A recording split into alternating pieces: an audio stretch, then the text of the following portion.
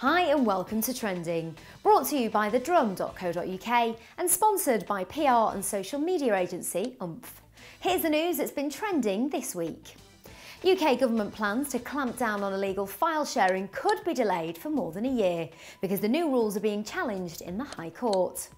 Under the controversial Digital Economy Act, anyone sharing copyrighted films and music online could have their internet access slowed down or cut off altogether. While the film and record industries have welcomed moves to stop piracy, some internet service providers have expressed concerns about how it'll affect their customers. BT and TalkTalk are now challenging the Act in the High Court on the grounds that it infringes internet users' basic rights and freedoms. The majority of FTSE 100 companies are failing at social media and risk being overtaken by smaller and more agile companies. That's according to a new report. Radley Yielder's survey found that 60 of the FTSE 100 businesses still show no sign of social media on their corporate website. Only 29 have a main corporate page on Facebook and just 54 are on Twitter, but even these feeds are not always updated regularly. The report picked out major companies such as Cairn Energy, Associated British Foods and International Power as having low levels of social media engagement. Twitter turned 5 years old this week, but will it still be around in 5 years' time? And what will it look like?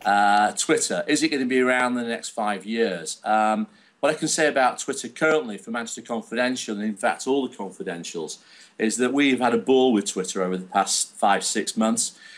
Since we took a young lady on to do the full Twitter piece for us, and we've also got Casey Gillespie, who's left Zinc magazine in New York to come and open London Confidential for us, which happens in a couple of weeks' time now. We were seeing up to 12 months before November flatlining really on our readership. November year on year was up 56% in 1 month. It was quite frightening. Well, not frightening, it's nicely frightening.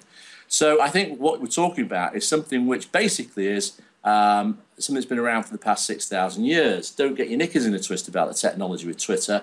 The fact of the matter is it's just the oldest form of advertising, and that's word of mouth advertising. What Twitter does is it's like the water cooler effect on steroids. It works very, very well. Will it be here in 5 years' time? I think anything that actually does the job of what Twitter is doing will be here in 5 years' time. Is there a 14-year-old kid designing a better version at the moment in his garage in LA or indeed Moss Side in Manchester? Who knows? The social media editor for BBC News is leaving the corporation to join Johnston Press. Alex Gubbe will take up the new position of Head of Digital Content in June. The publisher said he would have a central role in developing Johnston Press's online news platforms. And finally, savvy New York Times readers have already found ways to sneak through the paper's paywall, even though it hasn't gone up yet. From Monday, the paper will charge between $15 and $35 a month for readers to access an unlimited number of articles. But visitors coming to its stories after clicking links on Facebook and Twitter will be able to read for free. The New York Times has asked Twitter to close an account called Free NY Times, which would have pumped out free links to every single story in the paper. But US tech sites have already exposed more loopholes.